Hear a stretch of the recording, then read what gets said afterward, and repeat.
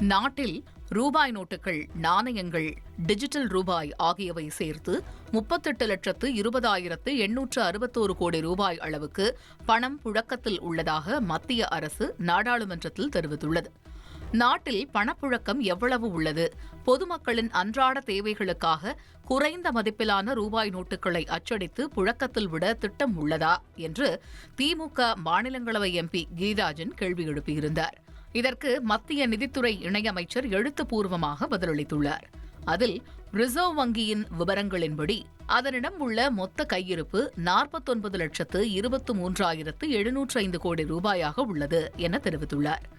பணப்புழக்கத்தின் மதிப்பு 38,20,866 கோடி ரூபாயாக உள்ளது என்றும், பொதுமக்களிடம் உள்ள பணத்தின் மதிப்பு 37,22,292 கோடி ரூபாயும், வங்கிகளில் உள்ள வைப்புத் தொகையின் மதிப்பு 2,43,46,478 கோடி ரூபாயும் உள்ளது என்றும் விளக்கமளித்துள்ளார்.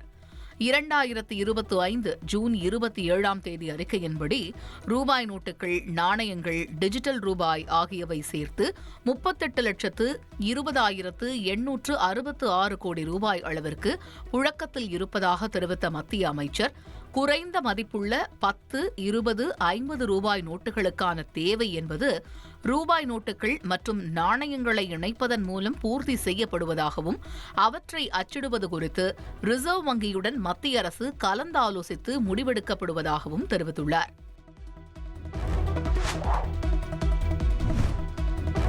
பாதுகாப்புத்துறை அமைச்சர் ராஜ்நாத் சிங் தலைமையிலான பாதுகாப்பு கொள்முதல் கவுன்சில் ஆயுதப்படைகளின் செயல்பாட்டு திறனை மேம்படுத்த 67,000 கோடி ரூபாய் மதிப்புள்ள திட்டங்களுக்கு ஒப்புதல் அளித்துள்ளது.